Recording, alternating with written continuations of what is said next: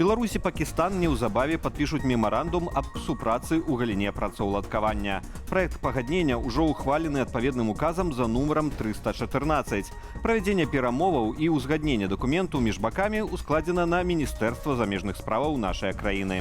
Аб гатовасці прыняць у Беларусі працоўных мігрантаў з Пакістану Лукашенко заявіў падчас візіту ў Менск прэм'ер-міністра Ісламскай рэспублікі Шахбаза Шарыфа сёлета ў красавіку. Тады прагучала амбітная лічба, маўляў, у краіну могуць прыехаць 150 тысяч пакістанскіх працаўнікоў.